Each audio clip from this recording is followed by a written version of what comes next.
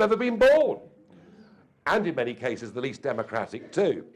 So there is some real nastiness out there.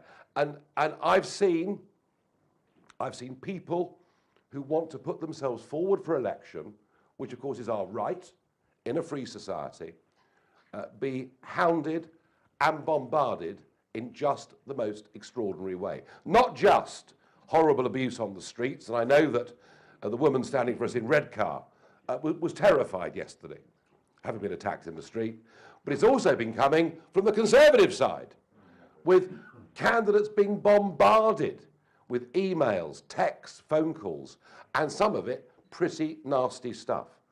Isn't it amazing? An attempt led by a mainstream national newspaper to intimidate people out of standing for public office. That is what has been happening. Yeah. If this was Bolivia, right, we'd be calling for the United Nations to be brought in. But it's been happening in this country, and it's still happening today. And in particular, the attacks that one of our candidates, Sergeant here, has been under in Doncaster are by far the most sinister, unpleasant and dangerous that I've ever seen in all my years of doing this. And I feel deeply for you and your family with what you've been through. I am appalled that South Yorkshire Police are not taking this anything like as seriously as they should, although they have a history here, don't they, of turning a blind eye to serious social problems. But I admire you, I admire all of you that are standing as candidates, but I particularly admire you and your family for withstanding this and still walking up there with your chin up. That takes real guts and courage.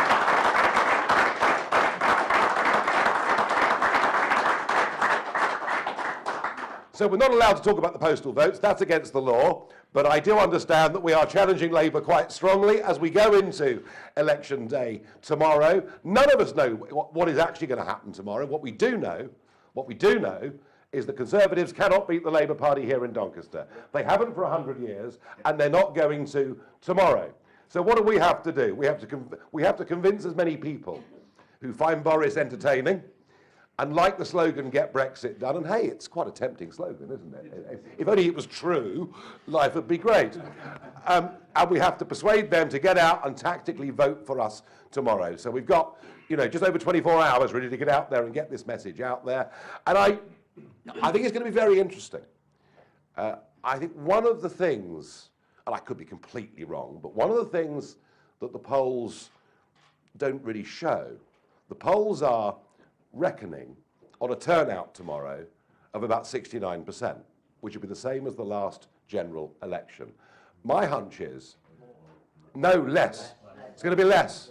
Firstly, because people are being asked to vote again and again and again. Think of how many elections we've had over the course of the last few years. But I think there's a lot of old Labour who just cannot stand the fact that it's led now by somebody. I mean, what was in Barnsley the other day? They were calling Corbyn an IRA sympathiser. I mean, this is the sort of conversation that is happening out there. And I think a lot of Labour voters in these northern seats just will not go and trouble the scorer tomorrow. They might have told the posters they're going to vote Labour. I'm not sure they're going to turn out, so I'm hoping for very, very heavy rain in Doncaster tomorrow.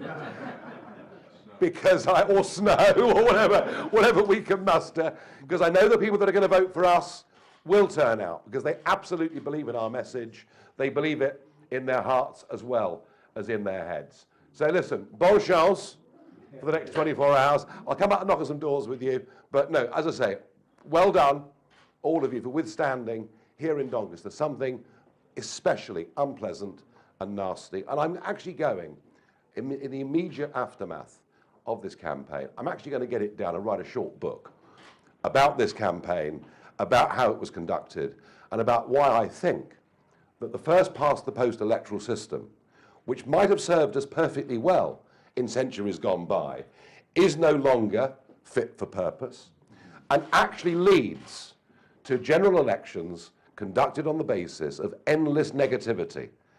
You think we're bad? Look at the other lot, they're even worse.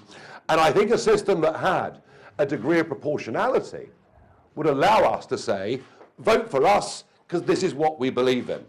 And I did feel in the European elections this year that it was a more positive campaign. The Greens said, vote for us, you know, we'll ban motor cars or whatever we'll do, but vote for us. And the Liberal Democrats, vote for us and we'll start. It was very interesting that actually the pitch to the electorate was vote for us, because this is what we stand for. And this election is the other guy's worse than me. And I do actually think we need real fundamental change and political reform. You know, we're living in the 21st century with a 19th century set of institutions. It isn't working anymore. And that bond of trust that needs to exist in a civilized democracy between the electors and those that govern them, that actually has been breaking down, I think, over the course of the last few years. So, yeah, I've spent 25 years trying to get us out of Europe. It looks I might spend the next 25 years trying to reform our political system, but I won't be going away. Thank you.